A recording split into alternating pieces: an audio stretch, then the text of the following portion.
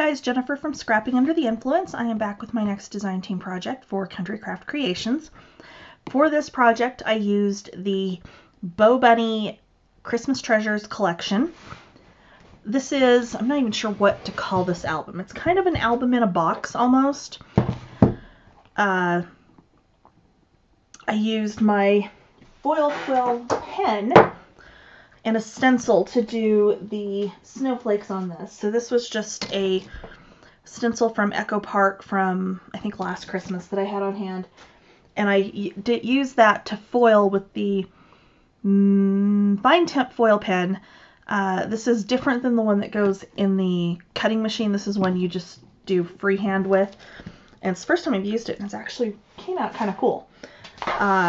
So I did that to kind of jazz up the front of this a little bit. I used my Cricut to cut a sentiment because the Merry Christmas that's underneath here was just kind of not showing up the way I wanted it to.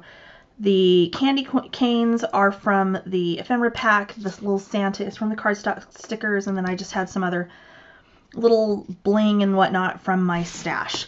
So this album opens up this way and this way. These, of course, are held closed with magnets.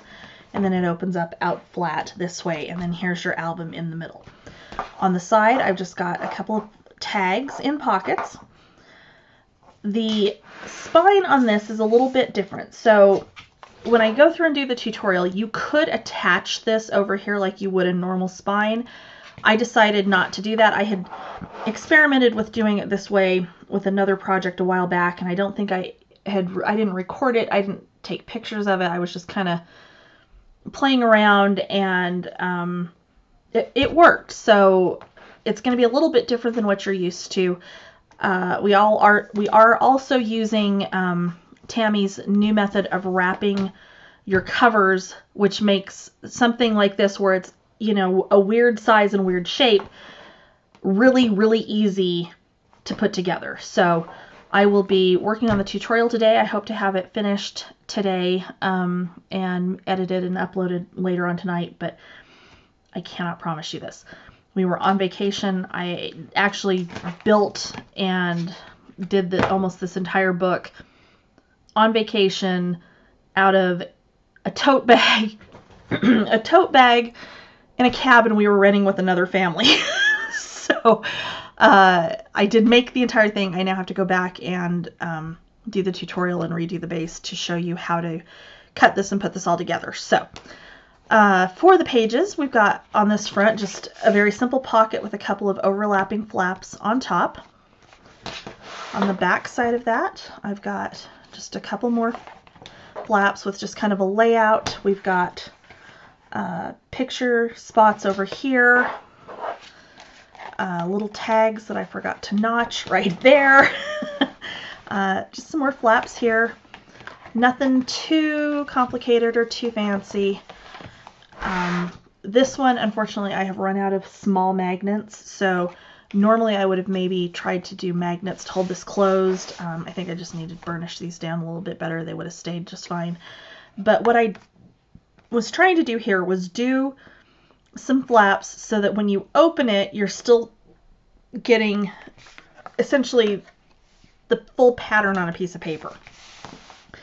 So this paper was the collage paper out of the collection pad. And I kind of wanted to keep it as whole as I could because it was very different and it was very interesting. So that's what I did here. So on each one of these flaps, the matting is cut so that you're keeping basically that whole page together. On this page, we've got just a couple more overlapping flaps.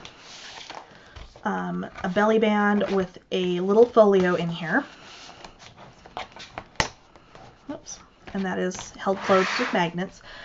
This is a split belly band with a photo insert. You've seen Michelle Allen do this on a couple of her albums, and I thought it was really, really cool. So I decided to try the same thing on mine, and it's actually really easy to do.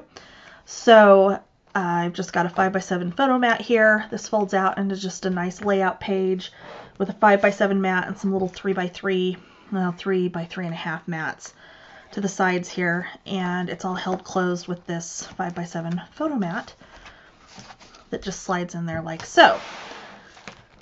On the back side, I've just got stacked pockets.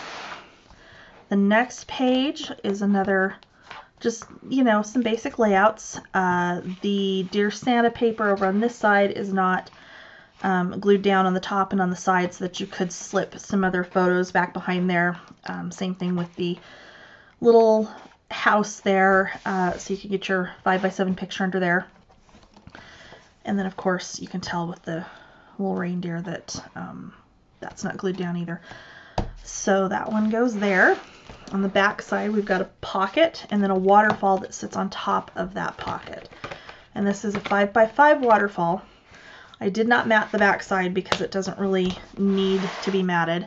And then this was just one of the large pieces out of the ephemera pack, and again, I've just turned that into a little tuck spot. So this all closes up just like so. When I redo this with the tutorial, there will not be a gap in here. This was actually when I was putting these top pieces on, I got them down a little bit too far, so they didn't quite close like the way they should. But we will remedy that on the tutorial, and I'll show you exactly how to do it so that that does not happen on your book. When this is all closed up, it will stand up. You could display this somewhere. This would be good for Christmas. Really, any style of paper you wanted to use to do this book. So I will get working on the tutorial, and I hope to have that done today. But thanks for watching. Bye.